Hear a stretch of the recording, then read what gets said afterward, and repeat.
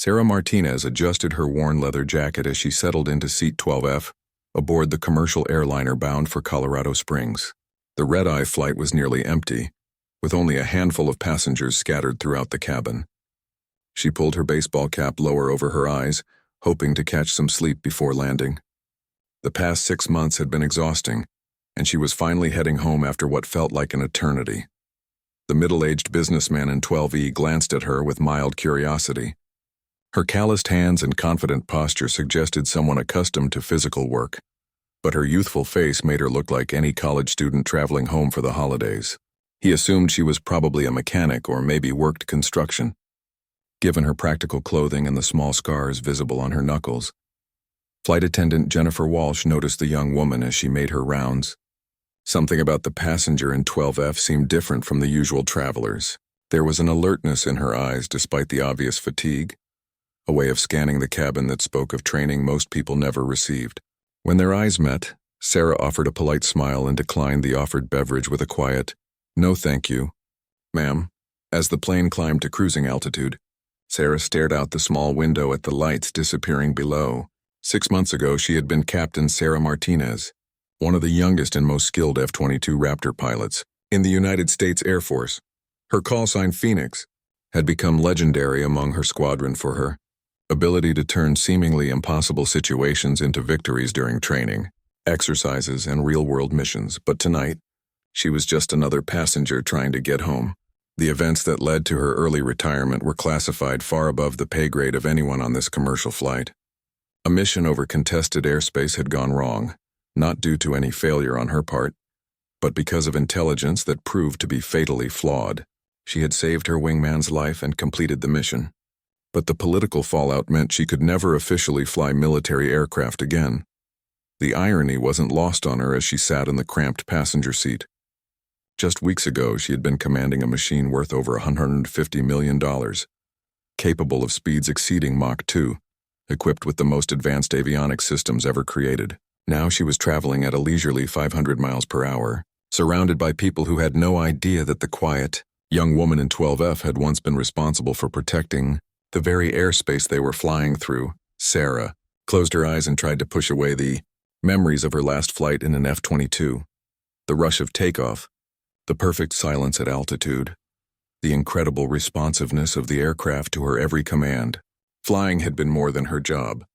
It had been her identity, her purpose, her life's calling since she was 8 years old and saw the Thunderbirds perform at an air show.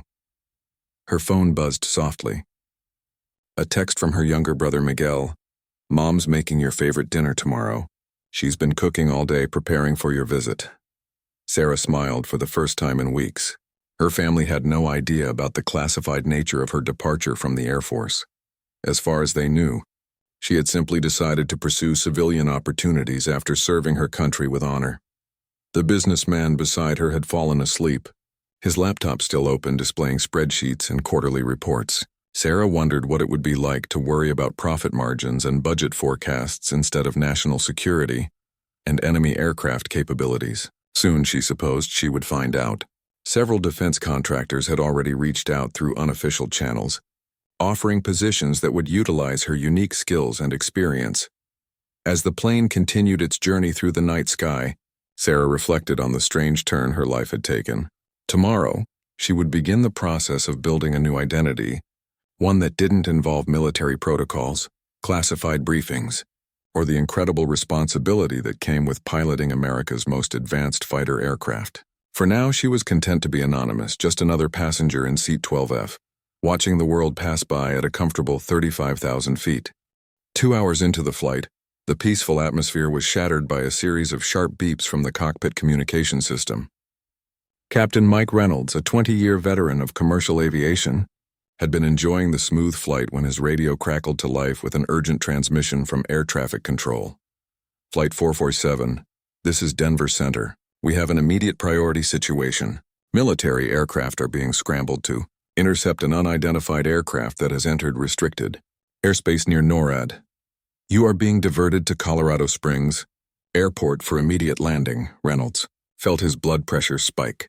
Diversions near NORAD meant only one thing: potential national security threat. His co-pilot, First Officer Janet Kim, was already pulling up approach charts for Colorado Springs while monitoring military communications frequencies. Denver Center. Flight 447, we copy the diversion, requesting vectors to Colorado Springs and updated weather information. Reynolds responded, his voice steady despite the growing tension in the cockpit. In the cabin, most passengers remained unaware of the developing situation. The flight attendants continued their service with professional calm, but Jennifer noticed the subtle change in engine tone as the aircraft began its descent earlier than scheduled. She glanced toward seat 12F and saw that Sarah was now fully alert.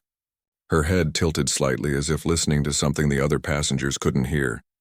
Sarah had caught the faint sound of the radio transmission. Years of military flight training had taught her to recognize the particular urgency in air traffic control communications that indicated a serious security situation. Her mind automatically began processing the implications. Unidentified aircraft near NORAD could mean anything from a lost private pilot to a genuine threat requiring immediate military response. "Ladies and gentlemen, this is your captain speaking," Reynolds announced over the intercom. "Due to air traffic control requirements, we're being diverted to Colorado Springs Airport. We anticipate landing in approximately 30 minutes. Flight attendants, please prepare the cabin for early arrival." The businessman in 12E stirred awake, confused by the unexpected announcement. "What's happening?" he asked Sarah, assuming she might have heard something while he was sleeping. "Probably just air traffic control needs," Sarah replied calmly, though her trained ear had already identified the tension in the captain's voice that suggested something more serious. In the cockpit, Reynolds was receiving updated instructions that made his hands grip the controls more tightly. "Flight 447, expedite descent to flight level 240. Military aircraft will be operating in your vicinity. Maintain heading 270 and do not deviate under any circumstances." Through the small cockpit windows, both pilots could now see the distinctive contrails of fighter jets climbing rapidly into the night sky. The sight sent chills down their spines.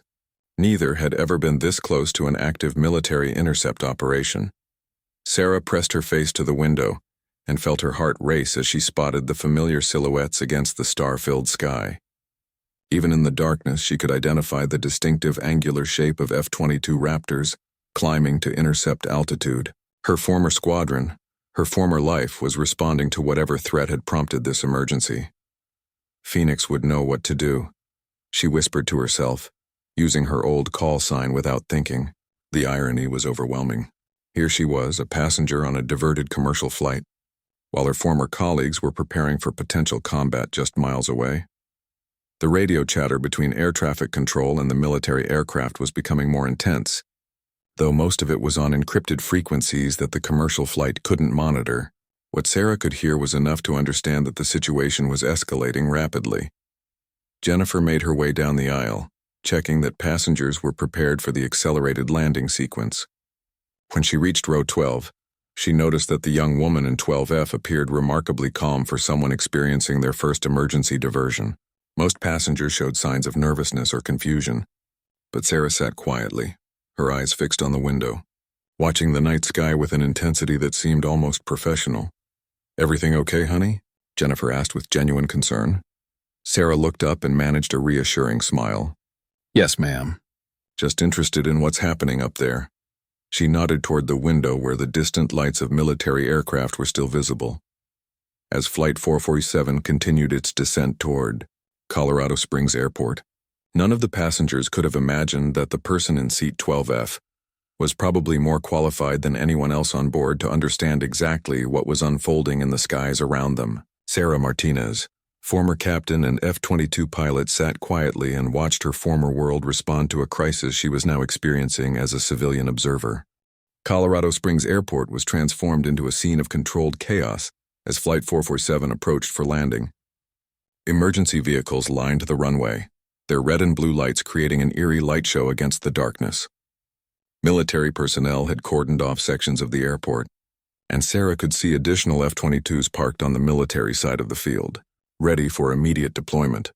Captain Reynolds expertly guided the aircraft through the approach, his years of experience evident in the smooth touchdown despite the unusual circumstances. As the plane rolled to a stop, passengers began murmuring anxiously about the emergency vehicles and military presence visible through the windows. "Ladies and gentlemen, "We have landed safely at Colorado Springs Airport," Reynolds announced. "Due to the current security situation, we will remain on the aircraft until airport authorities provide further instructions. Please remain seated with your seatbelts fastened." Through her window, Sarah watched as military security teams conducted rapid inspections of the area around their aircraft. She recognized the protocols being followed, having participated in similar security operations during her time as an active duty pilot. The efficiency and coordination of the response told her that this was no routine incident. Two Air Force security officers approached the aircraft, accompanied by what appeared to be senior military personnel. Sarah instinctively lowered her cap and tried to remain inconspicuous, though she doubted any of the current personnel would recognize her. Her departure from active duty had been handled quietly, and most airmen at Colorado Springs wouldn't know her face. Jennifer opened the aircraft door to speak with the security team. Sarah could hear fragments of the conversation, including mentions of passenger manifest reviews and possible extended delays. The businessman beside her was becoming increasingly agitated, repeatedly checking his phone and muttering about missed meetings. "This is ridiculous," he complained to Sarah. "I have a presentation tomorrow morning worth millions of dollars. They can't just keep us sitting here indefinitely." Sarah understood his frustration, but she also understood the gravity of whatever situation had prompted this response. Military assets weren't deployed lightly, especially not F-22s in full alert status. Something significant was happening, and civilian convenience was not a priority. Outside, she could see additional aircraft landing on parallel runways. Military transports were arriving with personnel and equipment, while civilian flights were being diverted to other airports in the region. Colorado Springs was essentially under lockdown, and Flight 447 had landed right in the middle of it. A new voice came over the aircraft's communication system, clearly military rather than civilian air traffic control. "Flight 447, this is Colorado Springs Tower. We need to conduct a routine verification of your passenger manifest and cargo. Please stand by for boarding by security personnel." Sarah's pulse quickened. Routine verification typically meant they were looking for someone specific or something suspicious. Given the timing and circumstances, it was likely related to whatever had triggered the military response in the first place. 3 Air Force security specialists boarded the aircraft, their professional demeanor immediately apparent to anyone with military experience. They began a methodical review of passenger identification, working their way from the front of the cabin toward the rear. Sarah watched their approach, noting the practiced efficiency that spoke of extensive training and real-world experience. When they reached row 12, the lead security officer examined the businessman's identification first, asking routine questions about his travel purpose and destination. The man's obvious nervousness seemed to satisfy the officer that he posed no threat. "Ma'am, may I see your identification, please?" the officer requested as he turned to Sarah. She handed over her civilian driver's license, maintaining eye contact as trained personnel always did. The officer studied the ID carefully, then looked at her face with growing interest. "Martinez," he said slowly, as if the name meant something to him. He gestured to his colleague, who approached and whispered something Sarah couldn't hear. Both officers were now looking at her with unmistakable recognition. "Ma'am, would you mind stepping to the front of the aircraft with us for a moment?" the lead officer asked. His tone remained professional, but there was a subtle shift that suggested this was not routine. Sarah's mind raced through possibilities as she unbuckled her seatbelt. Had they recognized her name from military databases? Was she somehow connected to whatever crisis was unfolding, or was this simply a case of mistaken identity? As she walked toward the front of the cabin, other passengers watched with curiosity and concern. Jennifer looked worried, clearly wondering if one of her passengers was somehow involved in the security situation that had disrupted their flight. The businessman in 12E stared after her with amazement. The quiet young woman he had assumed was probably a mechanic was being escorted off the aircraft by military security. Nothing about this night was turning out as he had expected.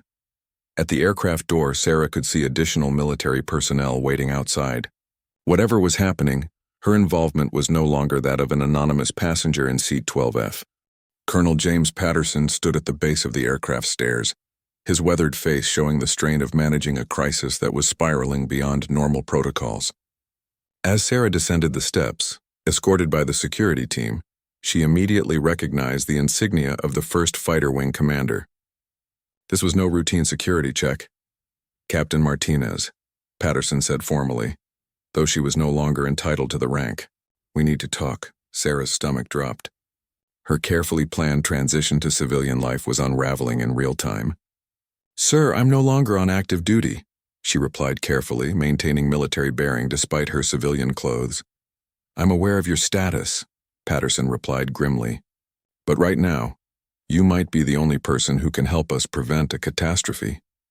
As they walked across the tarmac toward a waiting military vehicle, Patterson quickly briefed her on the developing situation. 40 minutes ago, an experimental stealth drone went rogue during a test flight over the Nevada desert. It's armed with live ordnance and appears to have been compromised by hostile actors who've taken control of its systems. Sarah felt her blood turn to ice. She had heard whispers about the classified drone program during her final months of active duty, but the details had been far above her security clearance level. The drone is currently heading toward populated areas in Colorado, Patterson continued as they climbed into the vehicle. Our F-22s have been scrambled to intercept, but there's a problem. The drone's stealth capabilities are more advanced than anything we've seen.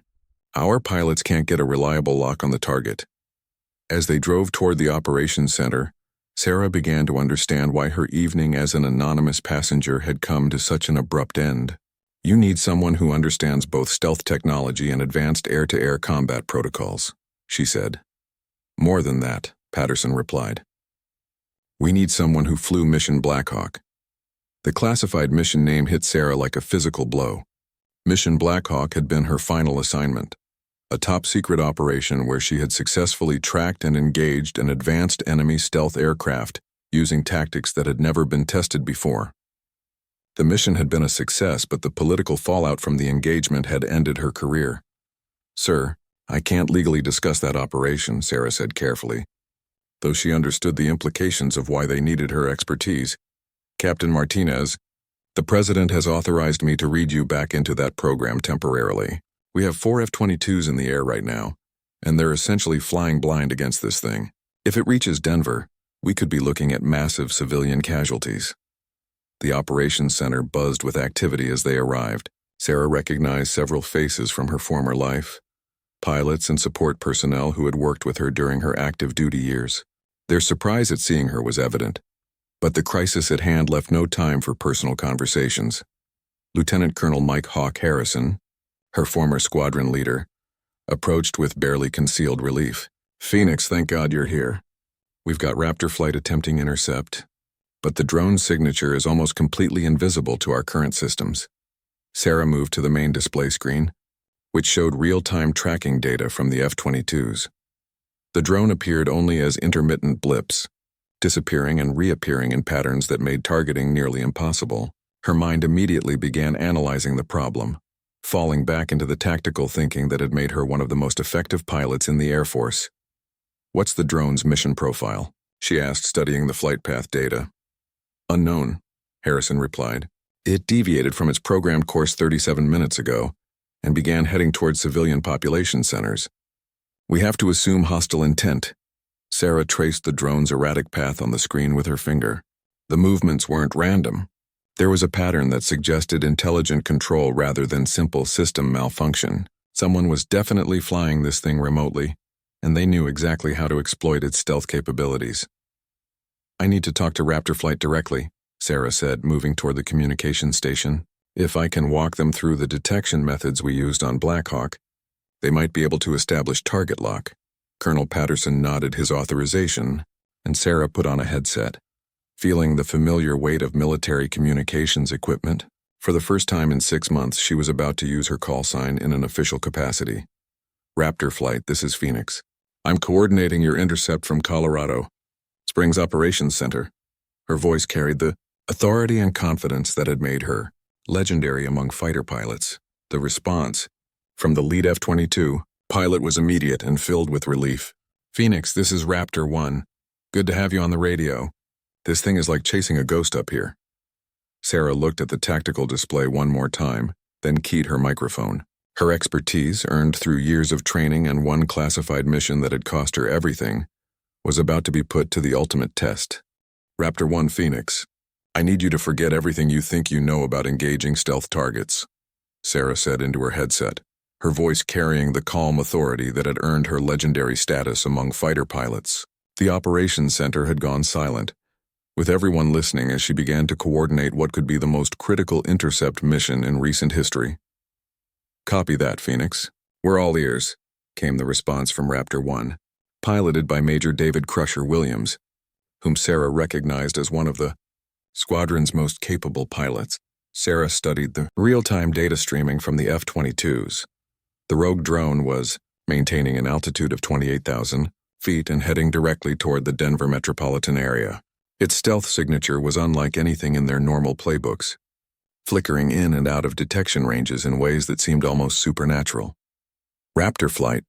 The target you're chasing isn't using conventional stealth technology. It's employing adaptive frequency hopping across multiple radar bands," Sarah explained, drawing from the classified knowledge she had gained during Mission Blackhawk.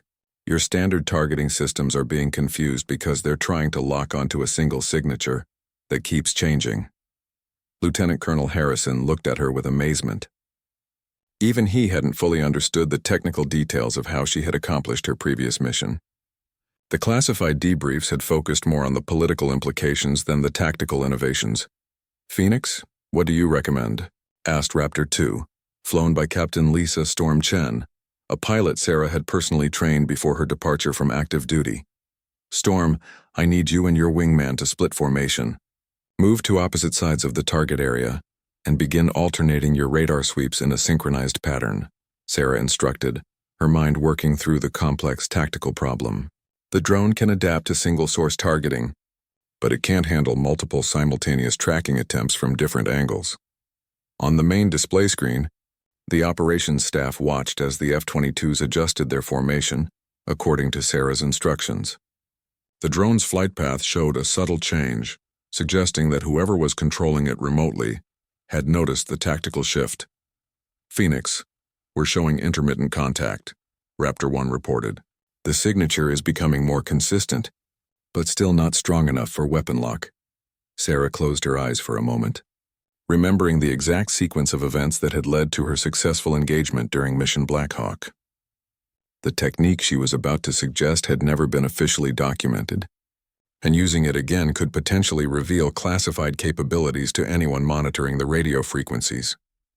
"Raptor flight, I need you to trust me on this next part," she said, opening her eyes and looking directly at Colonel Patterson, who nodded his understanding of what she was about to reveal. "Begin a coordinated electronic warfare sweep using your ALR-94 systems.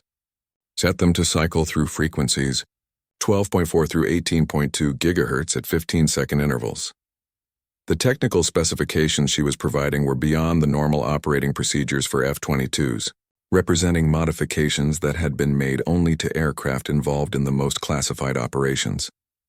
The pilots executed her instructions without question, their trust in Phoenix's expertise absolute. "Contact," Raptor 1 suddenly announced. "We have solid target lock. The drone is approximately 40 miles northeast of our position, bearing 095. Altitude 20,500 feet. Sarah felt a surge of adrenaline as the targeting solution came together. "Raptor flight, be advised that this target is likely to employ evasive maneuvers the moment it detects your weapon lock. It may also have defensive systems we haven't seen before." Through the headset, she could hear the focused breathing of the pilots as they prepared for engagement. These were moments she remembered well from her own combat missions, when training and instinct combined to create split-second decisions that could determine mission success or failure. "Phoenix, we're showing the target beginning evasive maneuvers," reported Raptor 2. "It's moving faster than our intelligence suggested possible." Sarah watched the display as the drone began a series of high-speed turns that would challenge even the most advanced manned aircraft. Whoever was controlling it remotely was clearly a skilled pilot, with intimate knowledge of both the drone's capabilities and F-22 intercept procedures. "Raptor flight, the target knows you're there now. It's going to try to force you into a stern chase where its speed advantage becomes decisive," Sarah warned. "Don't follow it. Instead, use its momentum against it." As she began to outline the complex intercept geometry that would allow the F-22s to engage successfully, Sarah realized that she was doing more than just providing tactical guidance. She was essentially flying this mission from the ground, using her expertise to give 4 pilots the tools they needed to prevent a potential catastrophe. The young woman, who had been sitting anonymously in seat 12F just hours earlier, was now the key to stopping a rogue weapon system that threatened thousands of innocent lives. Her call sign Phoenix was proving prophetic, as her career was rising from the ashes of her forced retirement to face one final, crucial mission. Raptor flight. Execute gambit formation now, Sarah commanded, her voice cutting through the tension in the operations center. The tactical maneuver she was calling for had never been attempted against an unmanned target, but it was the only strategy that could work against the drone's superior speed and stealth capabilities. On the main display, the 4 F-22s began a complex dance through the night sky. Raptor 1 and Raptor 3 climbed to higher altitude while Raptor 2 and Raptor 4 descended, creating a 3-dimensional box around the drone's projected flight path. The maneuver required split-second timing and absolute trust between pilots who had trained together for years. Phoenix, the target is altering course again, reported Raptor 1. It's heading directly toward downtown Denver. Estimated time to populated areas is 12 minutes. Sarah felt her heart rate spike. If the drone reached the city, the engagement would become infinitely more complicated. F-22s couldn't use their full weapons capability over civilian areas, and the drone's controllers knew it. This was likely their strategy from the beginning. Storm, I need you to force the target into a turn, Sarah instructed Raptor 2. Fire a warning shot across its nose. Don't try to hit it, just make it change direction. Phoenix warning shots against an unmanned target? Captain Chen questioned. The request went against standard protocols for engaging autonomous systems. Trust me, Storm, there's someone controlling that thing, and they'll react like any pilot would when they see missiles in the air. The operations center watched breathlessly as Raptor 2 launched a single AIM-120 AMRAAM missile, deliberately aimed to pass close to the drone without striking it. The psychological tactic worked exactly as Sarah had predicted. The drone immediately banked hard to the left, breaking its direct course toward Denver. Target is turning, Raptor 1 confirmed. New heading 045, but it's accelerating beyond anything we've seen before. Sarah studied the flight pattern data, recognizing something that chilled her to the bone. The drone's evasive maneuvers were too precise, too professional. This wasn't just someone with good remote piloting skills. The person controlling this weapon was a trained military pilot, possibly someone with intimate knowledge of American air defense procedures. Colonel Patterson, I think we're dealing with a defector, she said quietly, removing her headset for a moment. The flying is too good. Whoever is controlling that drone has flown against F-22s before. Patterson's face darkened. The implications were staggering. If an American-trained pilot had stolen classified drone technology and was using it against civilian targets, the national security ramifications went far beyond this single incident. Sarah put her headset back on, refocusing on the immediate threat. Raptor flight, the target pilot knows our procedures. We need to do something unexpected. She paused, considering her options. What she was about to suggest would require her to reveal the most classified aspect of Mission Blackhawk, the technique that had made her intercept possible, but had also led to her forced retirement. Phoenix, target is now 15 miles from Denver airspace, Raptor 3 reported urgently. Whatever we're going to do, we need to do it now. Sarah looked around the operations center at the faces of her former colleagues, all waiting for her decision. Colonel Patterson nodded grimly, giving her authorization to use whatever knowledge she possessed to stop the threat. Raptor flight, prepare for Echo 7 protocol, Sarah announced, using a code designation that made several officers in the operations center look at her with shock. Echo 7 was a technique so classified that even most F-22 pilots had never heard of it. Phoenix, confirm Echo 7? Asked Raptor 1, uncertainty evident in his voice. Confirmed. Raptor 1 and Raptor 4, begin synchronized data link sharing with your targeting systems. I'm going to walk you through a distributed engagement protocol that will make it impossible for the target to evade. As Sarah began explaining the technique, she realized that using it would undoubtedly end her career permanently. Echo 7 revealed capabilities that were never supposed to be disclosed outside the most sensitive black programs. But with thousands of lives at stake, her career was a sacrifice she was willing to make. The F-22 pilots began implementing her instructions with the precision of a surgical team. The drone, sensing the change in their tactics, began even more aggressive evasive maneuvers, but it was too late.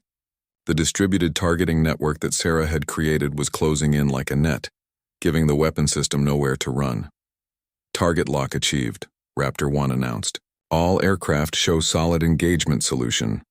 Sarah took a deep breath, knowing that her next words would authorize the destruction of what was probably a billion-dollar prototype weapon system. But more importantly, they would save countless innocent lives. Raptor flight, you are cleared to engage. Take it down.